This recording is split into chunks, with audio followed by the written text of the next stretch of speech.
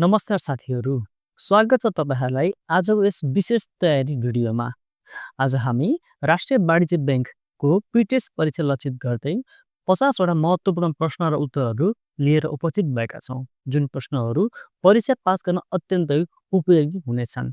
यदि तपाईँ सरकारी ब्याङ्कमा स्थायी जागिरको सपना देख्दै हुनुहुन्छ भने यो भिडियोले तपाईँलाई तयारीमा ठुलो मद्दत पुर्याउनेछ। सबै प्रश्नको उत्तर ध्यान दिएर दिनुहोस् र नोट गर्न नबिर्सिनुहोस् र आफ्नो लक्ष्यतर्फ एक कदम अगाडि बढ्नुहोस्। आउनुहोस् हामी सुरु गरौँ। साथीहरू, पहिलो प्रश्न रहेको छ, नेपाल राष्ट्र ब्याङ्कबाट ख वर्गको इजाजत प्राप्त संस्थाले तलका मध्ये कुन कारोबार गर्न सक्दैन?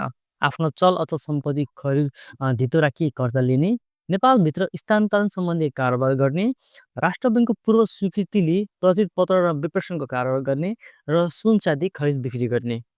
नेपाल राष्ट्र ब्याङ्कले नेपालभित्र रहेका ब्याङ्क तथा वित्तीय संस्थाहरूलाई 4 भागमा वर्गीकरण गरेको छ। पहिलो वाणिज्य ब्याङ्क क वर्ग, विकास ब्याङ्क ख वर्ग र वित्त कम्पनी ग वर्ग र लघुवित्त वित्तीय संस्थाहरूलाई घ वर्गमा विभाजन गरिएको छ। र नेपालमा हाल अहिले 20वटा क वर्गका ब्याङ्क रहेका छन्, अनि त्यसपछि 17वटा ख वर्गका ब्याङ्कहरू, 17वटा ग वर्गका वित्त कम्पनीहरू र 52वटा लघुवित्त फाइनेन्स कम्पनीहरू रहेका छन्। भनेपछि ख वर्गको ब्याङ्कले चाहिँ के गर्न पाउँदैन भने आफ्नो चल अचल सम्पत्ति धितो राखेर कर्जा लिन मजाले पाउँछ। हेर्नुहोस्, जुनसुकै तपाईँको संस्था होस् अथवा वित्तीय संस्थाहरूले ब्याङ्कहरूले आफ्नो चल अचल सम्पत्ति धितो राखेर आवश्यक कर्जा चाहिँ मजाले लिन पाउँछ। नेपालभित्र रकम स्थानान्तरण सम्बन्धी कारोबार गर्न ख क ख ग घ जुनसुकै वर्गका ब्याङ्क तथा वित्तीय संस्था भए तापनि नेपालभित्र मजाले उसले रकम स्थानान्तरण गर्न कारोबार पाउँछ। राष्ट्र ब्याङ्कको पूर्व स्वीकृतिले प्रतिपत्र र विप्रेषण कारोबार गर्न पनि पाउँछ। अब राष्ट्र ब्याङ्कले नै स्वीकृति दिइसकेपछि त उसले नगर्न पर्ने कुरै भएन नि। र अर्को रहेको छ हाम्रो डीमा सुन चाँदी खरिद बिक्री गर्ने अधिकार। सुन चाँदी खरिद बिक्री गर्नका लागि कम्तीमा पनि तपाईँको मात्र क वर्गको ब्याङ्कले मात्रै सुन चाँदी खरिद बिक्री गर्न पाउँछ। त्यसकारण ख वर्गको इजाजत प्राप्त संस्थाले सुन चाँदी खरिद बिक्री गर्न पाउँदैन। यसको एन्सर रहेको छ डी। 2 नम्बर, ऋणपत्र फिर्ता प्रिमियम कुन नोक्सान अन्तर्गत पर्दछ? पुँजीगत नोक्सान, आयगत नोक्सान, दुवै पक्ष र दुवै होइन। जस्तै कुनै पनि संस्थाले आफ्नो पुँजीलाई बढाउनका लागि अथवा आफ्नो क्यापिटल इन्क्रिज गर्नका लागि अथवा कुनै पनि संस्था आफ्नो तपाईँको स्टार्ट गर्नका लागि उसले के गर्छ, उसले सेयर र उसले डिबेन्चर इस्यु गर्छ। उसले क्यापिटल चाहिएको छ नि त, उसले क्यापिटल जम्मा गर्नका लागि उसले चाहिँ के गर्छ, उसले कि त उसले सेयर इस्यु गर्छ, उसले कि त उसले ऋण इस्यु गर्छ। उसले भनेपछि ऋण पत्र भनेको डिबेन्चर हो। भनेपछि हामीले कम्पनी रन गर्न कम्पनी तपाईँको स्टार्ट गर्नका लागि अथवा पुँजी बढ्नका लागि तपाईँले बाह्य स्रोतबाट चाहिँ हामीले ऋण लिने काम गर्छौँ। त्यसकारण त्यो ऋण पत्रलाई हामीले फिर्ता गर्नुपर्ने हुन्छ। कुनै बेलामा त्यो ऋण हामीले डिबेन्चर फिर्ता गर्ने बेलामा हामीले प्रिमियमसहित फिर्ता गर्छौँ भने त्यो चाहिँ प्रिमियम हाम्रो के हुन्छ, त्यो हाम्रो नोक्सान हो। जस्तै हामीले 10 लाख रुपियाँ हामीले लोन लिएको छ, डिबेन्चर लिएको छ हामीले, तिनी बेलामा हामीले 11 लाख तिर्नु पऱ्यो भने 1 लाख हाम्रो नोक्सान भयो नि त हामीलाई। त्यो के हो, त्यो क्यापिटलमा खर्च भएको हो त्यो। त्यसकारण त्यो क्यापिटलमा खर्च भएको भएपछि त्यो के हो, त्यो पुँजीगत नोक्सान अन्तर्गत पर्दछ। त्यसकारण यो 2 नम्बरको एन्सर रहेको छ पुँजीगत नोक्सान। 3 नम्बर के छ, नेपालमा सर्वप्रथम परी नामक रोबोट एसबिआई ब्याङ्कमा कहिलेदेखि सञ्चालनमा आयो? 2074 साउन 21 गते, 2074 जेठ 21 गते, 2074 असार 21 गते, 2074 साउन 23 गते। यसको एन्सर के होला त? यसको एन्सर तपाईँहरूको 2074 असार 21 गतेमा नेपालमा एसबिआई ब्याङ्कले, स्टेट ब्याङ्क अफ इन्डियाले तपाईँहरूको परी नाम गरेको रोबोट आफ्नो ब्याङ्कमा सञ्चालनमा लिएर आएको थियो। 4 आउँछौँ हामी, जफत गरिएको सेयर वास्तादको कुन शीर्षक अन्तर्गत पर्दछ? सेयर पुँजी, सञ्चित तथा बचत, चालु दायित्व, सुरक्षित ऋण। भनेपछि जफत गरिएको सेयर वास्तादको कुन शीर्षक अन्तर्गत राखिन्छ? जस्तै कुनै पनि हामीले सेयर हामीले इस्यु गऱ्यौँ, हामीले सेयर इस्यु गरिसकेपछि उसले सुरुमा किन्यो, तर पछि उसले यदि सेयर एलटमेन्ट भयो, उसको सेयर होइन एलटमेन्ट भइसकेपछि उसले जस्तै के हो, सेयर जम्मा गर्नुको अर्थ के हो भने जस्तै कम्पनी सुरु गर्ने बेलामा कम्पनीले सेयर इस्यु गर्छ। सेयर इस्यु गरिसकेपछि जस्तै अब कम्पनीले उनीहरूको सेयर हाल्छ, मान्छेले सेयर हालिसकेपछि सबैलाई सेयर पर्न सक्छ नपर्न सक्छ नि त, उसले एलटमेन्ट गर्छ उसले। यसलाई पनि गरिसकेपछि अब सेयर उसले किनेको हुन्छ तर पुरै सेयर नकिन्दासम्म के हुन्छ भने सेयर होल्ड बसिरहेको हुन्छ र उसले आफ्नो पैसा तिर्न सकेन भने त्यो सेयर के हुन्छ जफत हुन्छ। जस्तै यसको यो चाहिँ केमा पर्छ तपाईँहरूको यो 4 नम्बरको यो सञ्चित तथा बचतमा चाहिँ जफत गरेको सेयरहरू वास्तादको सञ्चित रिजर्भ एन्ड सरप्लस शीर्षकमा राख्ने गरिन्छ। 5 नम्बर रेमिट्यान्स प्रभावहरूमध्ये तलको कुन प्रभावलाई खासै सकारात्मक मानिँदैन? आम्दानीमा वृद्धि, घर जग्गा लगानीमा वृद्धि, शिक्षाको पहुँचमा वृद्धि, रेमिटेन्समा वृद्धि। अब सुन्नु है, रेमिट्यान्स भनेको बाह्य देशबाट नेपालमा पैसा ट्रान्सफर गर्नलाई रेमिट्यान्स भनिन्छ प्रायः हामी सिम्पल अर्थमा बुझ्दाखेरि। जस्तै सपोज अब मेरो दाइ बाहिर छ सपोज होइन, उसको आम्दानी बढ्यो, उनले उसको आम्दानी बढ्यो भने के गर्छ उसले रेमिट्यान्सको पैसा नै बढाउँछ उसले नम्बर अफ ट्रान्जेक्सन उसले बढाउँछ उसले भने चाहिँ आम्दानीमा वृद्धि हुँदा रेमिट्यान्समा खासै प्रभाव पार्दैन हेर्नुहोस्। सकारात्मक त के अरे खासै तपाईँको के हुन्छ नकारात्मक होइन सकारात्मक असर गर्छ भन्नाले राम्रो हो त्यो भनेको। आम्दानी वृद्धि भयो भने रेमिट्यान्स हामीले के गर्छौँ बढी तपाईँको कारोबार हुने गर्छ। अर्को शिक्षामा लगायो भने शिक्षाको पहुँचमा वृद्धि। अब घरमा पैसा चाहियो भने अब छोराछोरीको फी तिर्नु पऱ्यो भने विदेशबाट पैसा पठाएर हुन्छ, नम्बर अफ ट्रान्जेक्सन पनि बढ्छ, त्यो पनि राम्रो कुरा हो। अब रेमिट्यान्समा वृद्धि हुने गर्छ, त्यो पनि राम्रो कुरा हो, त्यो पनि बढिरहेको हुन्छ। अब सुन्नुहोस् है, घर जग्गा लगानीमा वृद्धि। अब सुन्नुहोस्, यो घर जग्गा भनेको लङ टर्म एसेट्स, यसको लागि हामीलाई धेरै पैसा चाहिन्छ हेर्नुहोस्। सपोज मलाई मेरो दाइले मासिक मलाई 20,000 रुपियाँ पठाइरहेको हुन्थ्यो, मैले दाइलाई फोन गरेर दाइ अब घर बनाउनु पर्छ, जग्गा किन्नुपर्छ, पैसा अलि धेरै पठाउनु पऱ्यो भनेपछि अब दाइले के गर्छ उसले हरेक महिना पैसा पठाउँछ त मलाई पठाउँदैन नि। उसले के गर्छ उसले 1 वर्ष 2 वर्ष होल्ड गर्छ उसले। अब होल्ड गरिसकेपछि एकमुष्ट उसले मलाई कति पठाउने 50 लाख 60 लाख उसले कति पठाउने हो उसले 2 वर्षमा एकचोटि पठाउँछ अब उसले, किनभने घर जग्गा लगानी गर्नु पऱ्यो नि त। भनेको अर्थ यदि थोत्रो रकम पठाउनु छ भने उसले नम्बर अफ ट्रान्जेक्सन उसको रेमिट्यान्स धेरै हुन्छ, उसले मलाई हरेक महिना पठाउँछ।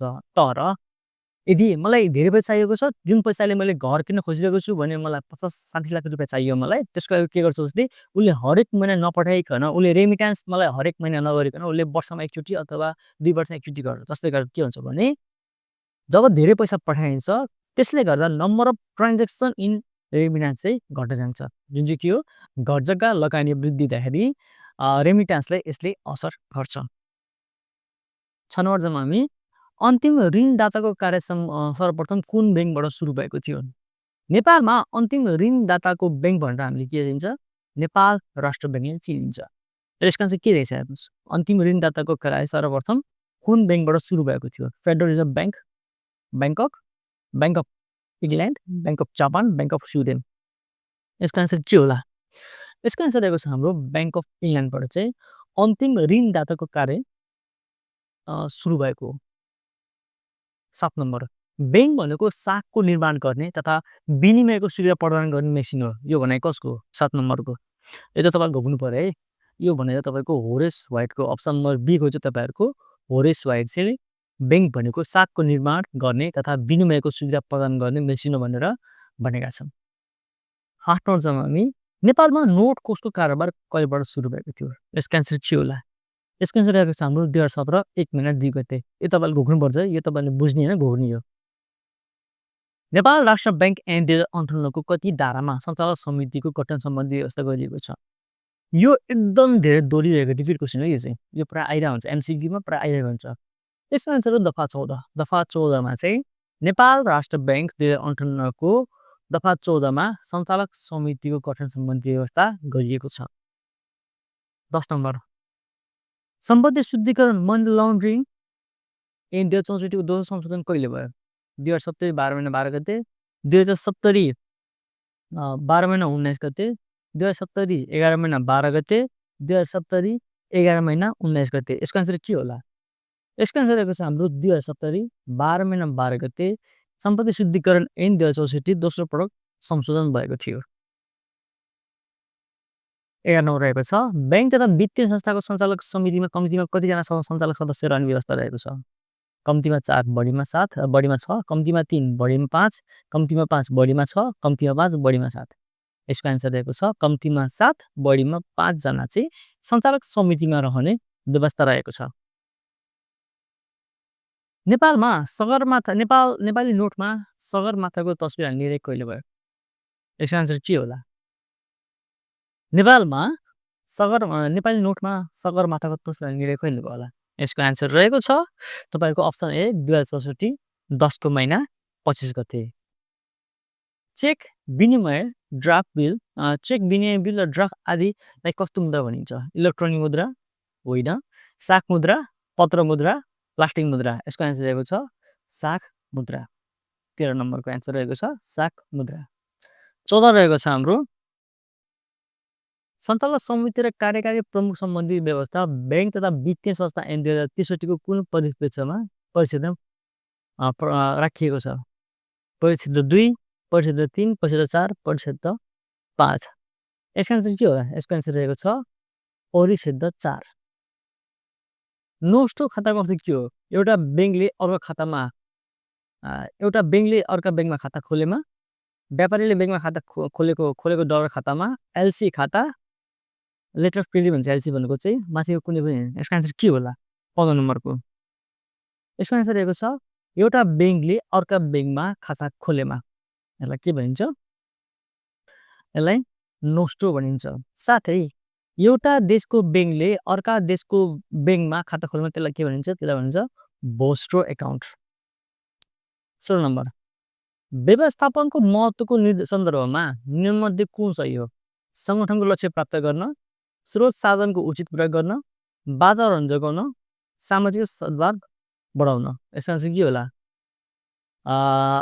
व्यवस्थापनको महत्त्व सन्दर्भमा व्यवस्थापनको लक्ष्य प्राप्त गर्न, त्यसपछि स्रोत साधनको उचित प्रयोग गर्न, वातावरण जोगाउन र सामाजिक सद्भाव बढाउन।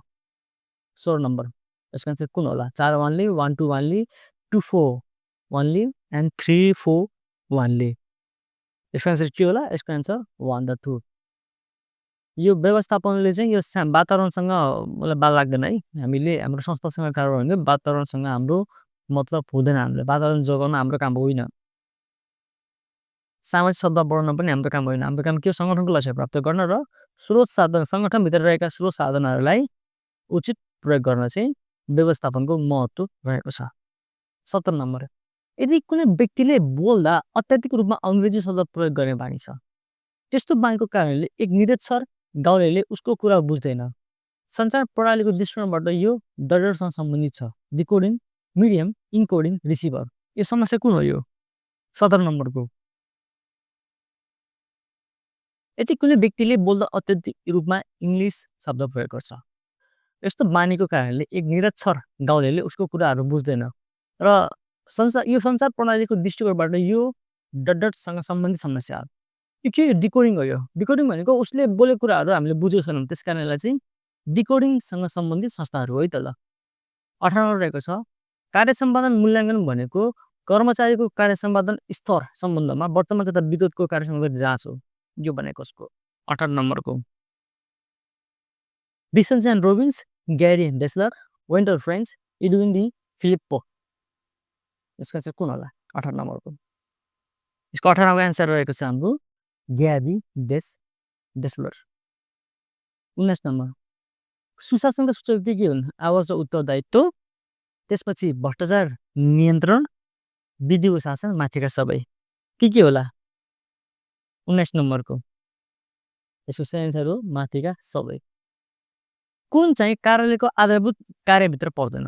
सूचना प्राप्त र सङ्कलन गर्नु, सूचनाको अभिलेख राख्नु, सूचना विश्लेषण गर्नु, विश्लेषण गर्नु, जनसम्पर्क गर्नु। यसको एन्सर के होला? सूचना विश्लेषण गर्नु, जनसम्पर्क गर्नु भनेपछि कार्यालयको आधारभूत कार्यभित्र चाहिँ तपाईँको सूचना विश्लेषण गर्नु अन्तर्गत चाहिँ हाम्रो पर्दैन है। सूचना विश्लेषण गर्नु यसको सही एन्सर हो। नगद भुक्तानी रसिद भनेको डेट हो।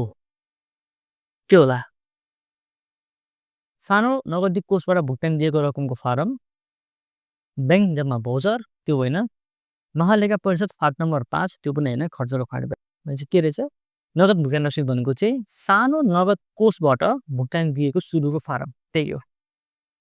22 नम्बर एकोहोरो लेखा प्रणाली अन्तर्गत कुन विवरण तयार गर्न सम्भव छैन? सन्तुलन परीक्षण, वासलात, प्राप्ति र भुक्तानी खाता, बिक्री खाता। यसको एन्सर के होला? सन्तुलन परीक्षण। सन्तुलन परीक्षण हामीले सिङ्गल इन्ट्री एकाउन्ट सिस्टमबाट हामीले चाहिँ राख्न सक्दिनँ। यसको लागि चाहिँ हाम्रो दोहोरो लेखा प्रणाली हुनुपर्छ। जसको कारणले हामीले सन्तुलित परीक्षण बल्ल हामीले राख्न सकिन्छ। 22 नम्बरको एन्सर रहेको छ हाम्रो सन्तुलन परीक्षण। जवाब हेर्नुहोस्, मुद्रा मापन अवधारणा, भाडा तिरेर डेबिट क्रेडिट मौजादारहरूको पारम्परिक खर्च। अब यति मिल्दैन दिएको छ यहाँ तपाईँहरूले। अब के हुन्छ होला? मुद्रा मापन अधिकार। सेकेन्डमा के छ हाम्रो? सेकेन्डमा रहेको छ हाम्रो सन्तुलन परीक्षण, लेखाविधिका आधारभूत धारणाहरू, सम्पत्ति, अवास्तविक खाता।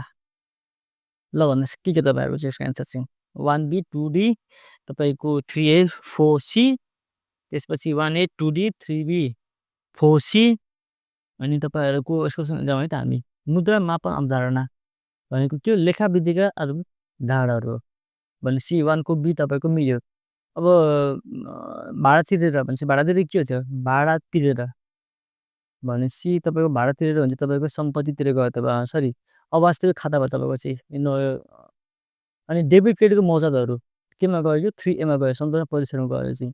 पारम्परिक खर्च के? पारम्परिक खर्च हाम्रो सम्पत्ति हो। भनेपछि हाम्रो के छ? यो 23 को हाम्रो के हुन्छ? हाम्रो यसको एन्सर हाम्रो ए हुन्छ है 23 को चाहिँ। सरकारी स्वस्थ प्रणालीको विशेषता कुन चाहिँ होइन? कुन चाहिँ हो? दोहोरो स्वस्थ प्रणाली, नगदमा आधारित, सरलता र एकरूपता, माथिका सबै। 24 नम्बर माथिका सबै यसको सही एन्सर हो। वास्तवमा देखाएका सम्पत्तिका लागि व्यवहारको समुचित रूपमा गर्नुपर्छ। यसलाई के गर्नुपर्छ? ढिल्याउने गर्नुपर्छ, स्वामित्व ग्रहण गर्ने, नियन्त्रण गर्ने, प्रयोग गर्ने। यसको एन्सर के होला? यसको रहेको छ हाम्रो डी प्रयोग गर्ने। वास्तवमा देखाइएका सम्पत्तिका लागि व्यवसायले समुचित रूपमा प्रयोग गर्नुपर्छ। 26 नम्बर कुनै दुध व्यापारीले 10% पानी भएको 300 लिटर दुध र 5% पानी भएको 200 लिटर दुध एकै ठाउँमा मिसायो भने पुरै मिश्रणको दुधको प्रतिशत कति हुन्छ? अब सुन्नुहोस् है, कुनै दुध व्यापारीले 10% पानी भएको 300 लिटर दुध र 5% पानी भएको 200 लिटर दुध एकै ठाउँमा मिसायो भने पुरै मिश्रणको दुधको प्रतिशत कति हुन्छ? अब यहाँ छ है त। जस्तै 10% पानी भएको दुधमा टोटल 300 लिटर छ। टोटल 10% पानी भएको दुध 300 लिटर छ। यसमा 10% तपाईँको पानी छ, 90% तपाईँको के छ? दुध छ। भनेपछि यदि हामी 90% 300 को 90% निकाल्यौँ भने त्यसमा हाम्रो एकदम मिसावट रहित दुध आउँछ हाम्रो। भनेपछि 300 बाट हामीले 270 हाम्रो चाहिँ के हो? 90% हाम्रो मिसावट रहित दुध आयो। अब पहिलो मिश्रणमा 270 लिटर दुध र 30 लिटर पानी छ हैन? बुझ्नु तपाईले बुझ्नुभयो होला। दोस्रोमा के छ? दोस्रोमा 5% पानी भएको दुधमा 5% पानी मिसाइएको दुध 200 लिटर छ। यसमा हामीले 5% निकाल्यौँ भने 190 लिटर दुध मात्र बाँकी रहन्छ हैन? भनेपछि अब के छ? टोटल खाँटी दुध पानी नमिसाएको दुधको पर्सेन्ट कति छ त्यो निकाल्नु पर्यो हामीले। भनेपछि हामीले त्यो 300 लिटरबाट हामीले 10% हामीले निकाल्यौँ भने 270 लिटर हाम्रो चाहिँ यो एकदम फ्रेस दुध अब मिसावट रहित दुध आउँछ हाम्रो चाहिँ। दोस्रोबाट यो 200 लिटर दुधमा हामीले 5% हामीले निकाल्यौँ भने के हुन्छ? हाम्रो 190 लिटर हाम्रो फ्रेस दुध आउँछ हामीलाई, मिसावट रहित दुध आउँछ। भनेपछि यो दुईटै मिक्स गर्यौँ भने 270 प्लस 190 टोटल कति हुन्छ? तपाईँको 460 लिटर तपाईँको दुध हुन्छ। भनेपछि टोटल हाम्रो प्योर दुध 460 लिटर, टोटल मिक्स दुध 500 लिटर। यो 300 लिटर प्लस 200 लिटर तपाईँको के भयो? 500 लिटर भयो। भनेपछि 460 बाइ तपाईँले 500 × 100 गर्ने तपाईँको हुन्छ 92%। भनेपछि टोटल 92% प्योर दुध रहेको छ यसमा चाहिँ। 27 नम्बर ए, बी र सीले एउटा काम क्रमशः 30, 40 र 60 दिनमा पुरा गर्छ। सबै मिली काम गरेको 8 दिनपछि बीले काम छोड्छ भने ए र सीलाई कति दिन टाइम लाग्छ? कति दिनमा उसले काम पुरा गर्छन्? 27 नम्बरको। ओ सुन्नुहोस् है, जस्तै कहाँ गयो फेरि?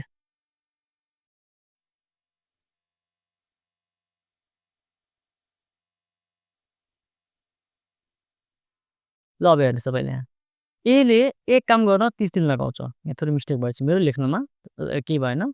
एले एक दिनमा 1/30 काम गर्छ। यो तपाईँले बुझ्नुभयो। बीले 40 दिनमा 1 काम गर्छ। भनेको अर्थ बीले एक दिनमा 1/40 काम गर्छ। बुझ्नुभयो होला। सीले 60 दिनमा 1 काम गर्छ। भनेको अर्थ सीले एक दिनमा 1/60 काम गर्छन्।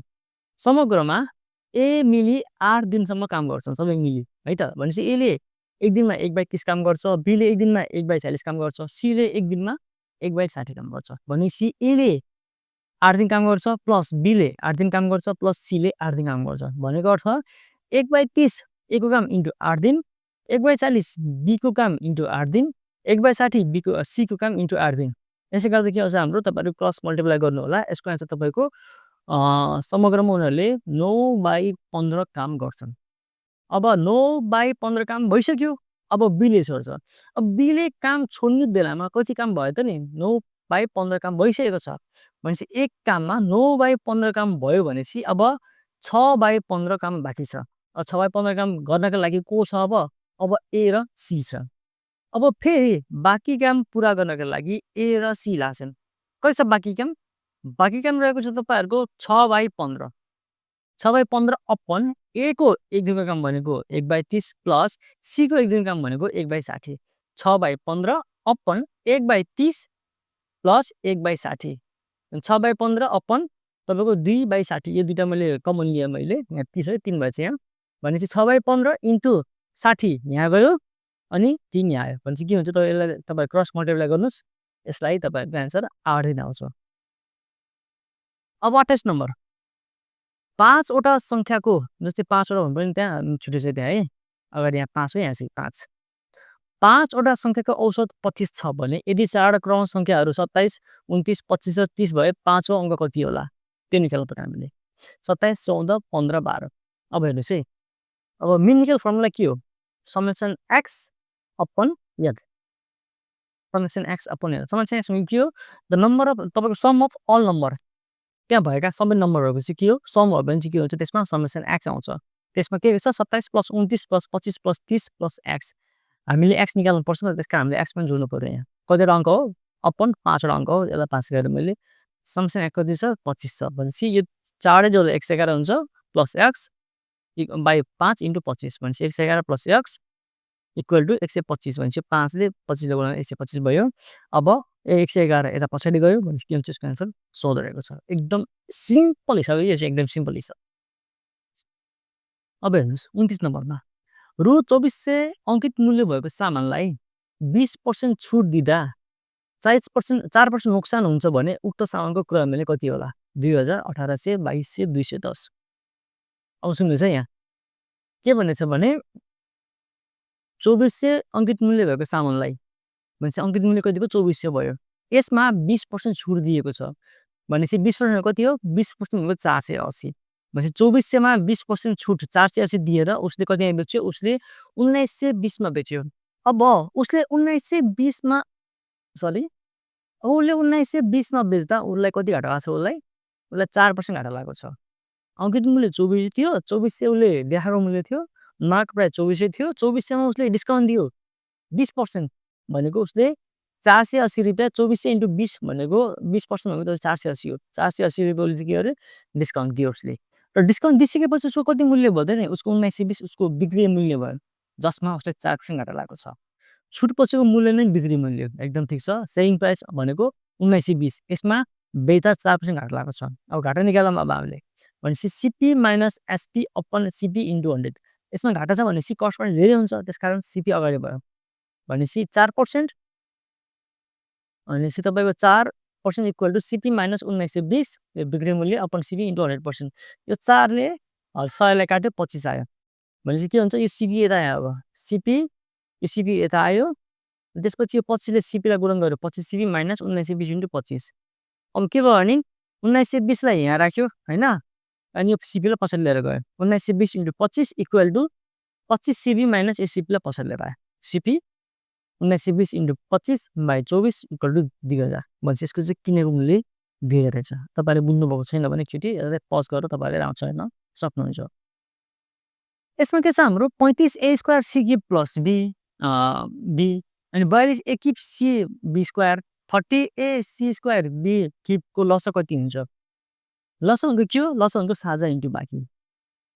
अब हेर्नुस् है लसा भनेको साझा इन्टु बाँकी मसा भनेको साझा मात्रै। अब हामीले सुरुमा 35 42 30 को हामीले लसा निकाल्नु पर्यो 35 42 र 30 को हामीले लसा निकाल्नु पर्यो 35 42 30 5 कमन लिए मैले 35 र 30 लाई भाग गयो 7 र 6 बाँकी 6 कमन लिए 6 र 7 बाँकी यसरी हाम्रो चाहिँ के आयो 5 * 6 * 7 आयो मेरो चाहिँ भनेपछि 5 * 6 * 7 के भयो 210 मेरो लसा भयो हैन त। अब अनि के गर्नु पर्यो भने अब यो तीनटाबाट हामीले ए कमन लियौँ हामीले। जस्तै यसबाट ए लिएँ मैले, यसबाट ए लिएँ, यसबाट ए कमन लिएँ भनेपछि सुरुकोबाट ए स्क्वायर अनि ए क्युब अनि ए छ। सेकेन्डबाट B B square B cube छ। अनि थर्डबाट सुरुमा के छ सी क्युब छ, सी क्युब लिएँ। अनि सेकेन्डमा सी छ, सी लिएँ। थर्डमा सी स्क्वायर छ, सी स्क्वायर लिएँ भनेपछि ए स्क्वायर ए क्युब र एमा सबभन्दा ठुलो के छ ए क्युब छ, ए क्युब लिएँ मैले। र B square B square B क्युबमा बी क्युबसँग ठुलो छ, बी क्युब लिएँ मैले। सी स्क्वायरमा मैले सी क्युब लिएँ भनेपछि यदि मलाई एलसिएम निकाल्नु छ भने मैले सबभन्दा ठुलो लिनु पऱ्यो, एसएफ निकाल्नु छ भने चाहिँ मैले सबभन्दा सानो लिनु पऱ्यो भनेपछि 210 A cube B cube C cube हाम्रो यसमा एन्सर रहेको छ। अर्को रहेको छ हाम्रो 2 वर्षमा 10% को दरले चक्रीय ब्याज 525 हुन्छ। उक्त सावाको आल्फा ब्याज दरले दोब्बर समयमा साधारण ब्याज कति होला?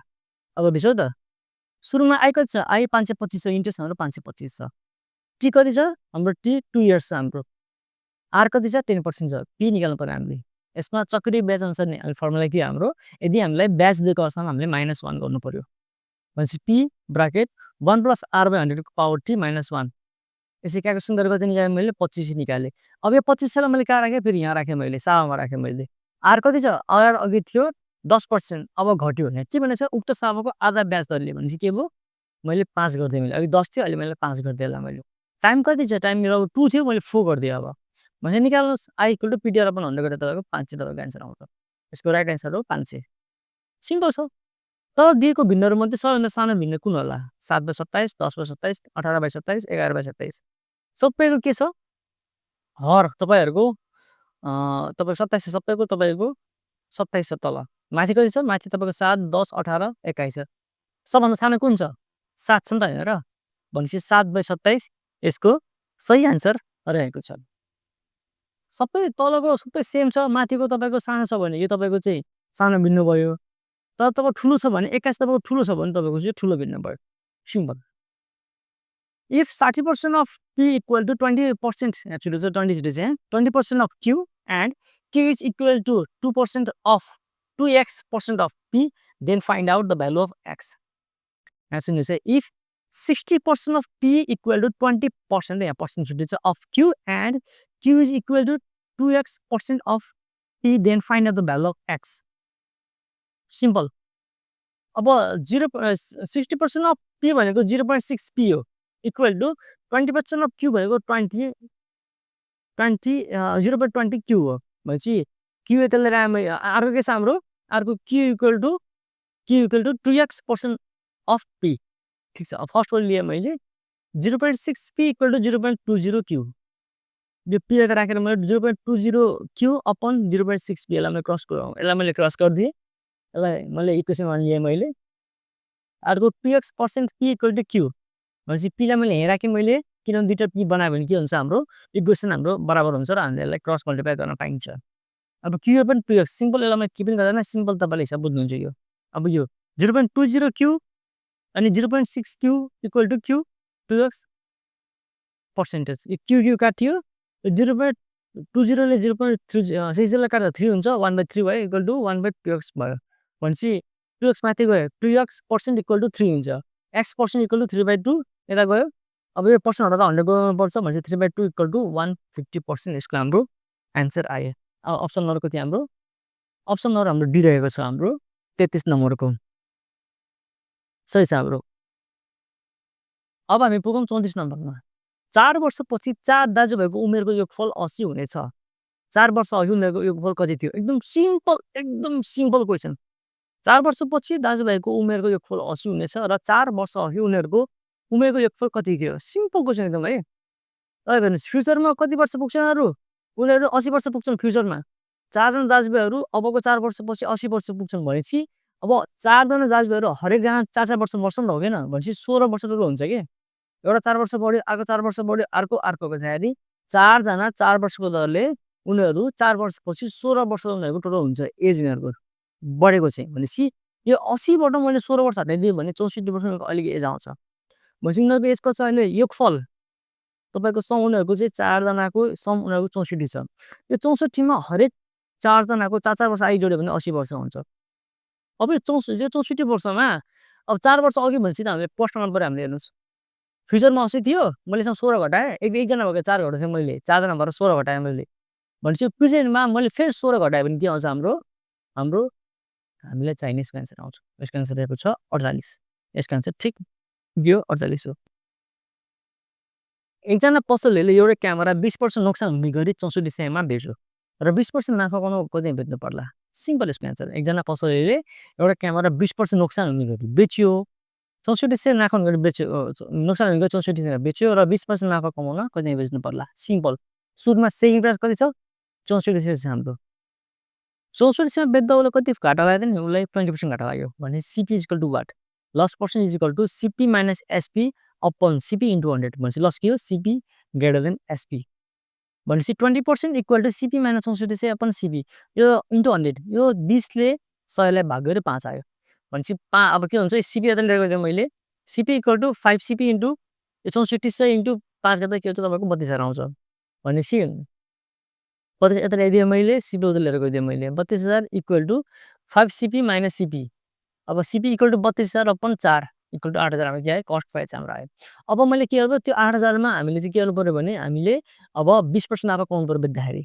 भनेपछि for getting 20% profit, profit percent equal to SP minus CP upon CP into 100। Profit equal to SP greater than CP. 20% equal to SP minus 8,000 by 8,000 into 100। 20 ले 100 लाई भाग गरेर 5 पाइरहेको। भनेपछि 8,000 यो तपाईँले बुझ्नुहुन्छ सिम्पल। तपाईँले यस्तो राष्ट्रिय वाणिज्य ब्याङ्क पढेका साथीहरूले यस्तो नबुझ्ने कुरो हुँदैन। एकदम very very simple. 8,000 equal to 5 CP minus 40,000। 5 into 80 8,000 40,000 आयो। 8,000 plus 40,000 equal to 5 SP, SP equal to 48,000 by 5 equal to 96 हाम्रो चाहिने एन्सर हो। यसको 96 अप्सन छ हाम्रो 6,000। फर्स्ट नम्बरमै छ। 35 नम्बरको एमा हाम्रो एन्सर रहेको छ 9600। What is the full form of Google? गुगलको फुल फर्म के होला? ल तपाईँ गेस गर्नुहोस्। Global online organisation generating loss inquiries यो होइन।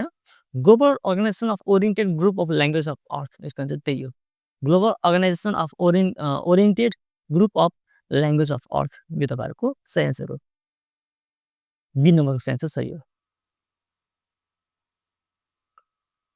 The shortcut key of subscript के होला? 37 नम्बरको control plus plus control plus S control plus equal control plus F3 यसको एन्सर रहेको छ हाम्रो कन्ट्रोल प्लस इक्वल हाम्रो सर्टकट की हो हाम्रो सफ्ट स्क्रिप्टको। 38 number the transmit a picture from one computer to another के होला? 38 नम्बरको एन्सर डिजिटाइजर हो त? होइन। ओसिआर हो त? होइन। ओएमआर हो त? होइन। वेब क्यामेरा हेर्नुहोस्, भिडियो कल गर्ने बेलामा हामीले ल्यापटपबाट भिडियो कल गर्नु पर्यो भने वेब क्यामेरा हुन्छ, त्यसमा हामीले भिडियो कल गऱ्यो भने हाम्रो फोटो अन्त पुग्छ। सिम्पल वेब क्यामेरा यसको एन्सर हो option D. Which one of the following is commonly used to define the overall design of the database? Application software, data definition language, schema, source code। यसको answer के होला? Application software, data definition language, schema, source code यसको answer रहेको छ हाम्रो स्किमा। यसको answer हाम्रो सही रहेको छ। How many different documents you can open at the one time?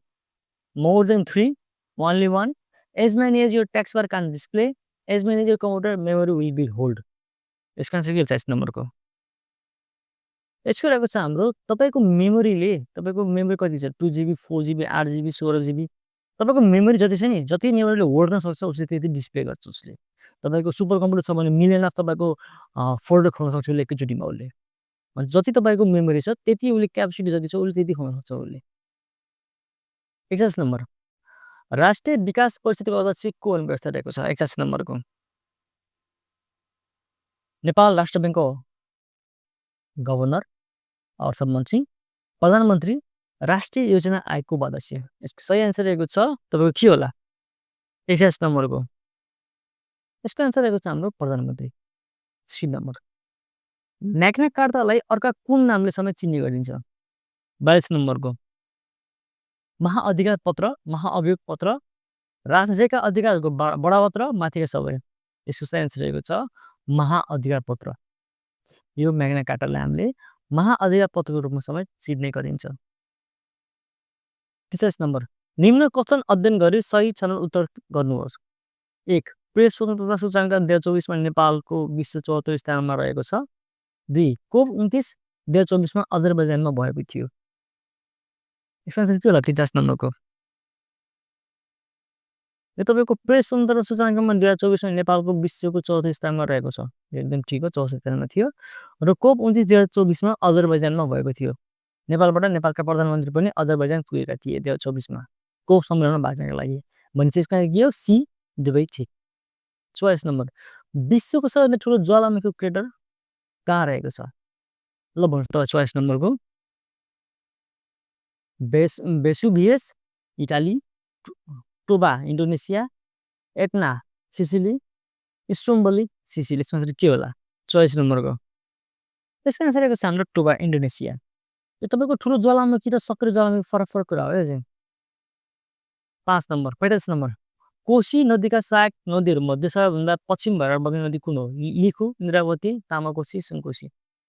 ल भन्नुहोस् के होला यसको आन्सर? यसको आन्सर रहेको छ हाम्रो सबैभन्दा पश्चिम भएर बग्ने नदी कुन हो? यो तपाईँको इन्द्रावती हो है। 46 नम्बर मल्लकालहरूको प्रशासनिक पद सन्दर्भमा कुन जोडा गलत छ? अमात्य मन्त्री, काजी भारद्वाज, उभय सैनिक अधिकारी, जिम्बाल गाउँ स्तरको प्रशासक। यसको आन्सर के होला?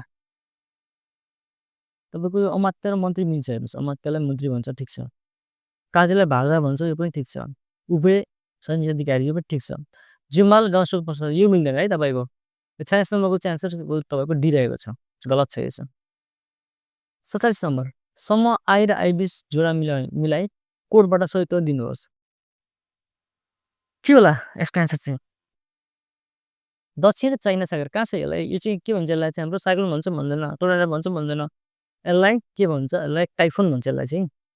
भनेपछि यसलाई दक्षिण चाइना सागरलाई टाइफोन भन्ने गर्छ। 2 नम्बरको अराफुवा सागरलाई के भन्छ?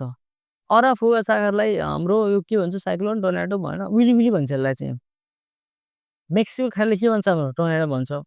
बङ्गाल खाले के भन्छ? साइक्लोन भन्छ है। जस्तै कहिलेकाहीँ बङ्गाल खाडीबाट पानी पऱ्यो भने के हुन्छ हाम्रो त्यहाँ? त्यता आउँछ नि बङ्गाल खाडीबाट हाम्रो साइक्लोन त्यहाँबाट आउँछ कि। भनेपछि यसमा के रहेको छ हाम्रो? A1 होइन, B4 होइन, B3 A3 मिल्छ। B4 बीमा के छ? 4। भनेपछि यसको आन्सर रहेको छ 47 को हाम्रो सी रहेको छ। ताप्लेजुङमा रहेको प्रसिद्ध धार्मिक स्थल तीर्थस्थल पाथिभरामा मन्दिरसम्म पुग्ने केबलको निर्माणको शिलान्यास कहिले भएको थियो? 68 नम्बर के थियो होला? कार्तिक 23 गते, कार्तिक 25 गते, कार्तिक 27 गते, कार्तिक 29 गते। यसको आन्सर रहेको छ हाम्रो ए को कार्तिक 23 गते। नेपालका प्रधानमन्त्री केपी ओली त्यहाँ पुगेका थिए यो सम्मेलन उद्घाटन गर्नका लागि। सम्म आई र सम्म आई जोडा मिलाइ यसको सही उत्तर दिनुहोस्। यो शास्त्र पतञ्जलि, साख्यशास्त्र कदा, न्यायशास्त्र कपिल, वैशेषिकशास्त्र गौतम बुद्ध। यसको आन्सर के होला?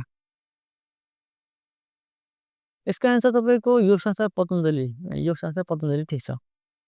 साख्यशास्त्र तपाईँहरूको कडा मिल्दैन यो कपिल मिल्छ। अनि त्यसपछि न्यायशास्त्र गौतम बुद्ध ठिक छ। वैशेषिकशास्त्र तपाईँको कर्णाद ठिक छ। यसको आन्सर के रहेको छ हाम्रो? यसको हाम्रो सही आन्सर रहेको छ be A1 B3 C4 D2। सौर्यमण्डलको कुन एक मात्र ग्रहमा सूर्य पश्चिमबाट उदाएर पूर्वबाट अस्तन गर्दछ? जस्तै पृथ्वी त पूर्वबाट उदाएर सूर्य पश्चिममा अस्ताउँछ हैन, तर कुन चाहिँ चाहिँ शुक्र, मङ्गल, बृहस्पति, शनि। यसको आन्सर रहेको छ हाम्रो शुक्र। र तपाईँले कतिवटा एन्सर तपाईँले मिलाउनु कृपया कमेन्ट गर्न नभुल्नु होला। साथै तपाईँहरू हाम्रो यस च्यानलमा नयाँ हुनुहुन्छ भने कृपया च्यानल सब्स्क्राइब गर्न पनि नभुल्नु होला। हामीले आगामी दिनहरूमा तपाईँहरूलाई चाहिने लोकसेवा पास गर्नको लागि हामीले विभिन्न किसिमका टपिकहरू लिएर आउनेछौँ। त्यससम्मको लागि हामीसँग वेट गर्नु होला। धन्यवाद।